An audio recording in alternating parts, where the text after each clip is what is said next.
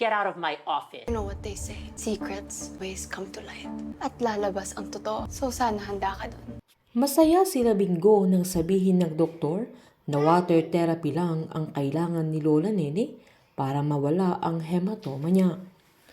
Masayang sinabi ng matanda na kakayanin niya na kahit ilang galon pa ang inumin niya, lalo't yun ang pinakamurang gamot na binigay ng doktor niya sa kanya sa tanang buhay niya, na biniro naman ni Monching na yung tamang inom lang niya dahil malunod siya kapag nasobrahan niya. Agad namang sinabi ng matanda na kahit gaano kadami ay kakayanin niya, sabay tinanong niya sa doktor kung pwede na siyang umuwi. Agad naman siyang pinayagan ng doktor niya, kaya sobrang nasiyahan silang tatlo. Nagpasalamat naman siya kay Bingo sa sakripisyo ng apo niya, sabay sinabi niyang hindi niya kailangang gumastos ng malaki para lang sa kanya.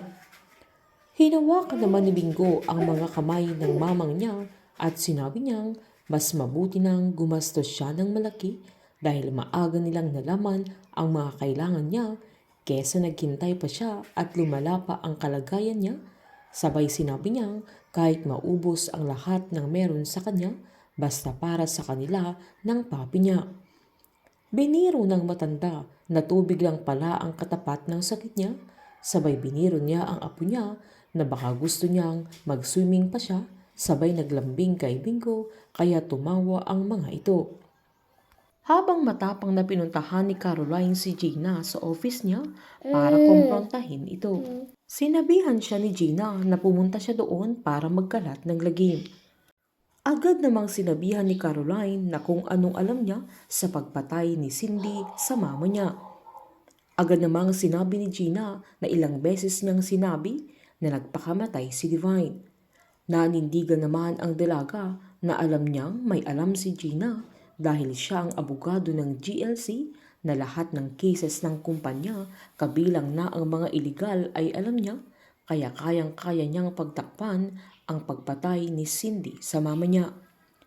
Pinaliwanag naman ni Gina na sabihin na nilang hindi nagpakamatay si Divine at pinatay siya kung yun man ang pinapaniwalaan ng dalaga, pero out pa rin si Cindy dahil pinatay na din sana niya si Caroline dahil ganun mag-isip ang mga murderer na damay-damay na, pero buhay na buhay si Caroline at nanghuhusga siya sa mga taong walang kasalanan. Sabay sinabihan niya si Caroline na gamitin niya ang utak niya, sabay pinagtabuyan niya ang dalaga bago pa niya makalimutang anak siya ni Wilson.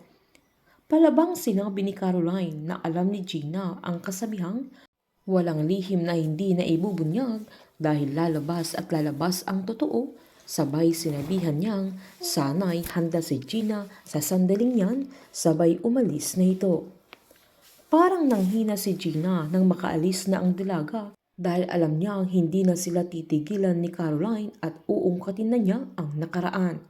Painit ng painit ang mga tagpo, sabay-sabay po nating subaybayan ang advance episode ng Can't Buy Me Love dito po sa aking channel. Patuloy lamang pong manood at mag-subscribe para ma-update po kayo sa mga susunod na episode. Marami pong salamat.